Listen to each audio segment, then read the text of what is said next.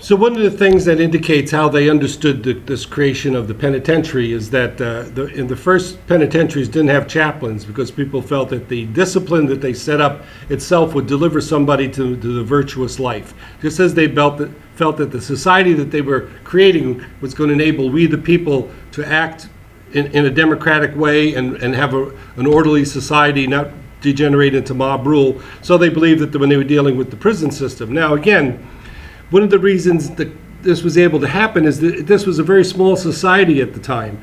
Intellectually, all of these penal reforms started out in Europe, people named Cesar Beccaria and John Howard and stuff, but they couldn't get things done institutionally given the sort of structure of European society. But in America, they had a chance to start anew, and so they made what was called the Walnut Street Jail in Philadelphia into the first state penitentiary. And what they did, in order not to make it into a school of crime, is that they'd put a bag over my head and take me in there. So I would only know the jailers and the members of the Pennsylvania Prison Society. And when my experience was over, they put a bag over my head and take me out. And I would know other people who were in there, and other people in there wouldn't know me. So there was no building up of the criminal culture, which today is the exact opposite. I mean, prisons are definitely advanced schools for the training in all different arts of crime. Anyway, going back to this period of time, there obviously were groups of people who didn't agree with what was going on in Philadelphia.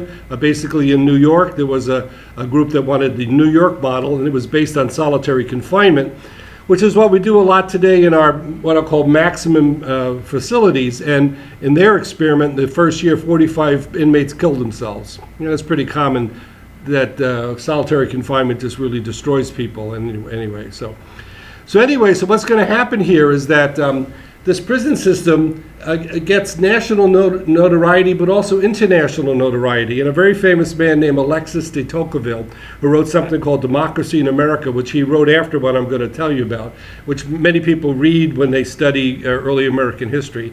He and his colleague Gustave de Beaumont came here as young intellectuals, and they wrote this pamphlet widely published in France on the penitentiary in America and its application in France. And basically, they set the template for the fact that our prison system has been the only social institution created in the colonies or the new country that went back and was adopted by Europeans.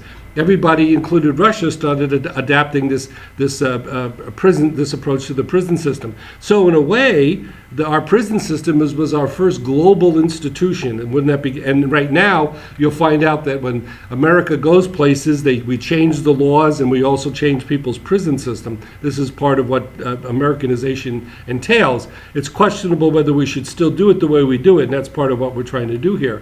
But what I'm trying to get across is that as part of the common good, right from the start in the democracy, the issues of prisons and how we treated people who sort of didn't make it into society, how we treated them was part of the common good. In other words, in order to have a democratic society, how do we need to treat people who break the law and are not productive citizens? And part of the answer was to restore them and to make them into effective citizens. Going to the next one.